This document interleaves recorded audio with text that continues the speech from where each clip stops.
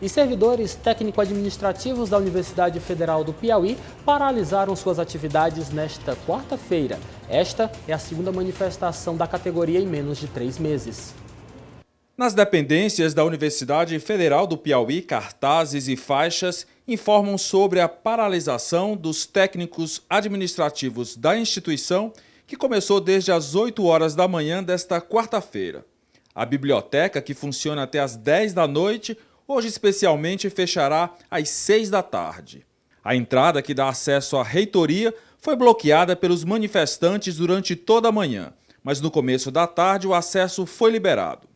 Um dos principais motivos da paralisação é a implantação do ponto eletrônico, pauta amplamente discutida com a categoria, mas que a reitoria da universidade se vê obrigada a implementar depois de instrução normativa do Ministério do Planejamento. Representantes do Sindicato dos Trabalhadores Técnico-Administrativos, Associação dos Docentes e Diretório dos Estudantes da Universidade Federal do Piauí se reuniram com o reitor José Arimateia Dantas durante a tarde para discutir como será a logística do equipamento. A reitoria já se comprometeu que não é início de novembro. O que está sendo proposto para início de novembro é a apresentação do software que vai ser utilizado para o ponto e que vai continuar o diálogo com as entidades representativas, tanto o Sintuf, que apresenta os técnicos, como a DUFP. Os professores do ensino básico tecnológico, os antigos colégios técnicos, irão também bater o ponto. Durante a reunião, ficou decidida a suspensão da paralisação e amanhã os funcionários retomam as atividades normais. E a Polícia Civil do Estado do Piauí criou um site. O objetivo é informar você de casa que teve seu aparelho de celular roubado se o objeto está com a Polícia Civil. Este site vem em resposta após as operações Rubro e Midas, que tinham por objetivo combater crimes contra o patrimônio dos cidadãos. A Polícia Civil no Piauí criou um site com o objetivo de identificar os proprietários de aparelhos celulares que foram apreendidos durante a Operação Rubro, deflagrada na semana passada. Ao todo, os policiais conseguiram recuperar cerca de 250 aparelhos, sendo 180 deles iPhone. O site é o www.consultapcpi.com.br.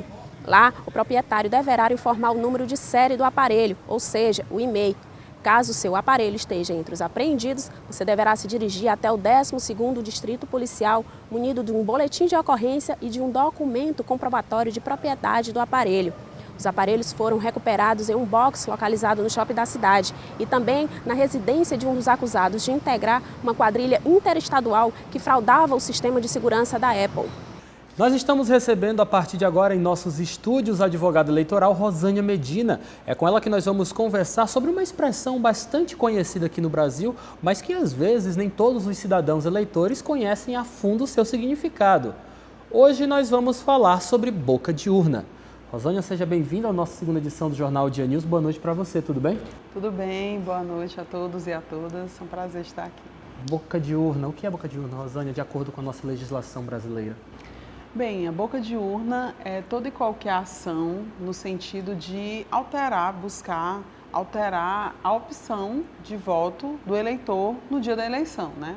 Todos nós sabemos que no dia da eleição é proibida toda e qualquer propaganda, né? No caso, o eleitor já está definido, né, na sua opção, né? Supõe-se que ele já esteja com a sua opção definida.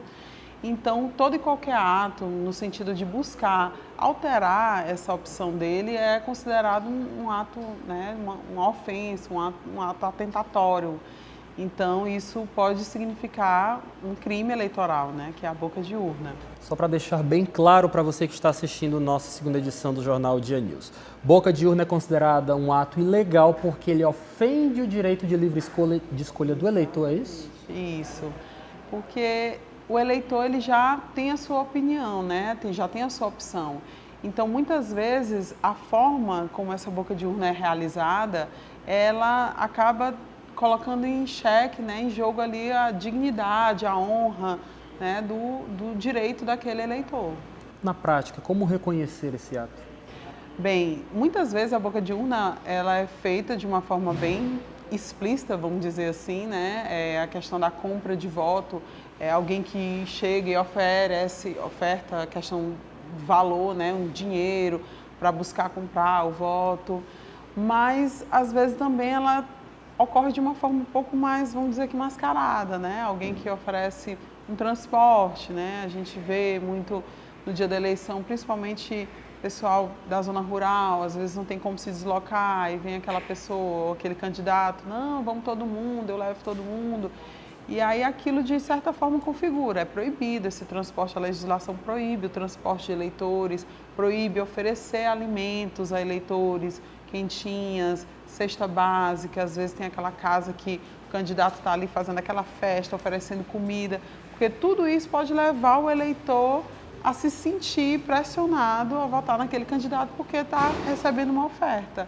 E aí isso já configura crime, a legislação proíbe essa conduta no dia da eleição.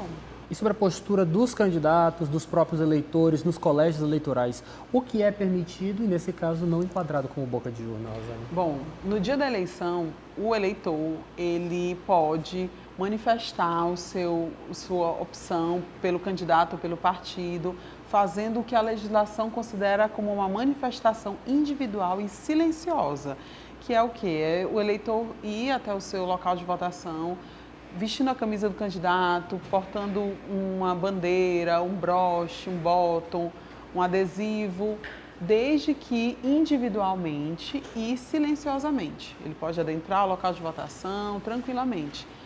No entanto, a partir do momento em que ele se juntar a outras pessoas que também estejam trajando esse vestuário padrão, aí isso já configura uma conduta que é proibida pela Justiça Eleitoral, que é a aglomeração de pessoas com vestuário padrão, que já caracteriza essa manifestação coletiva. E isso a Justiça Eleitoral proíbe, isso não vai ser permitido, não vai ser tolerado dentro dos locais de votação.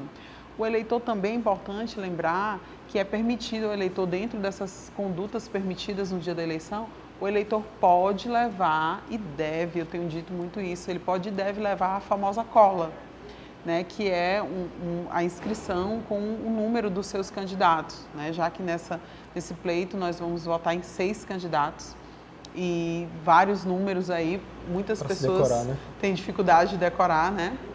Então é importante que a gente possa levar e deve levar a cola, porque até para dar uma agilidade, né, maior na votação, porque é uma votação que ela é demorada, né, porque são 6 candidatos. Às vezes uma pessoa, os mais idosos principalmente, têm uma demora maior, então realmente é importante levar a cola. O eleitor pode sim levar a sua cola e deve levar. A cola pode ser até manifestada nos santinhos, que é algo bastante popular, não é isso? Foto do candidato de um lado, atrás do espaço para levantar os números dos candidatos. Exatamente, pode levar o santinho e só voltando a falar da boca de urna, proibida a distribuição de santinhos, o derramamento de santinhos também configura crime de boca de urna. Essa distribuição de material não pode, você pode levar o seu santinho, né? Mas não pode ter aquela pessoa distribuindo o santinho e muito menos, né, aquele derrame de santinhos que muitas vezes a gente verifica ainda, infelizmente, nos locais de votação, causando aquela sujeira, né? É proibido, é uma conduta proibida. Rosângela, geralmente a gente vê esse derrame, como você está falando, próximo aos locais, os pontos de votação. Nós encontramos realmente muitos santinhos de alguns candidatos. No caso daqueles santinhos, eles prejudicam diretamente o candidato ou as pessoas que estão a serviço desse candidato? Como é que seria justamente a responsabilização? Na verdade, os próprios partidos, dependendo dos locais de votação, eles muitas vezes já sabem, né? Alguns municípios já conhecem, né, a prática. E aí eles já colocam, às vezes, alguns fiscais que vão em torno de 5, 4 horas da manhã, dão uma geral nas escolas para verificar isso. Sendo o militante, na verdade, que for pego fazendo, claro, a polícia já aciona, já pune aquela pessoa. Mas, normalmente, quando não é pego o militante, quando você chega no local e está lá só o santinho do candidato, normalmente a punição vai para o partido, para o próprio candidato, para aquela coligação. Então temos que ter muito cuidado com isso. Quais são as sanções para aqueles que forem flagrados cometendo boca de urna e estão sujeitos, no caso?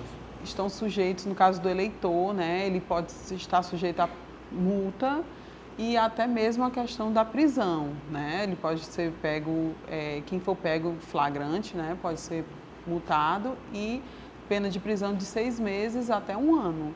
E no caso do candidato, ele também, se for pego no ato do crime de boca de urna, ele pode ter a pena de multa e até responder por abuso de poder, se for um candidato que inclusive estiver no cargo aí buscando a sua reeleição, dependendo da situação, ele pode até responder pelo crime de improbidade, dependendo da situação. Como denunciar? Bem importante, né? Porque no dia da eleição, eu costumo dizer que todos nós somos fiscais. Sabe? Existem, claro, no dia os fiscais dos partidos que estão ali na escola, nos locais de votação para resguardar o pleito, né? Para resguardar a lisura, mas é importante que todos os eleitores, todos nós que participamos, todos nós sejamos fiscais e todos os órgãos que estão trabalhando, né, na justiça com relação para manter a igualdade, a isonomia do pleito, estarão à disposição do cidadão. No dia da eleição, nós temos o cartório eleitoral, que funciona regime de plantão, 24 horas. Juiz eleitoral de todas as comarcas estará também em regime de plantão. O Ministério Público também pode ser acionado a qualquer momento. A polícia, né, claro, que está ali sempre à disposição do cidadão. Dentro do seu local de votação, o eleitor pode acionar diretamente, né, de início, o mesário, né, o presidente ali da mesa, os fiscais de cada partido disponibiliza fiscais que também poderão ser acionados, delegados de partido e advogados, né? Normalmente os partidos disponibilizam advogados para auxiliar e a própria OAB também desloca advogados para algumas comarcas para manter toda a lisura, toda a igualdade para que o pleito se realize da melhor maneira possível. Rosânia, muito obrigado pelas suas informações. Boa noite para você. Excelente eleição para você. Para todos nós, que todos nós sejamos vitoriosos nesse domingo. Amém. Boa noite para você e até a próxima, tá bom? E você de casa confere a partir de agora qual vai ser a agenda do presidenciável João Amoedo, que é do Partido Novo e que chega a Teresina nesta quinta-feira. Confira. O presidenciável João Amoedo, do Partido Novo, cumpre a agenda de campanha em Teresina nesta quinta e sexta-feira. Amoedo é mais um dos candidatos à presidência da República que tem intensificado as visitas aos estados do Nordeste nessa reta final da campanha. Além dele, outros 7 candidatos à presidência da República já estiveram aqui em Teresina durante a campanha eleitoral. Dentre as propostas de Amoedo está a redução dos impostos, geração de empregos e o fim do foro privilegiado. Amoedo chega em Teresina às 2h30 da tarde, saindo em carreata do aeroporto Petrônio Portela até a Avenida Frei Serafim. Ele concederá entrevista coletiva no Metropolitan Hotel. Também está marcada uma palestra na Faculdade Uninova FAP, às 19 horas. Já na sexta-feira, Amoedo fará panfletagem no shopping da cidade, no centro da capital. E assim nós vamos encerrando esta nossa segunda edição do seu jornal O Dia News. Mais informações você acompanha amanhã, a partir de 8 horas da manhã, no Bom Dia News, que vai ser apresentado por Maiara Martins. Um grande abraço a você, uma excelente noite de quarta-feira e até amanhã.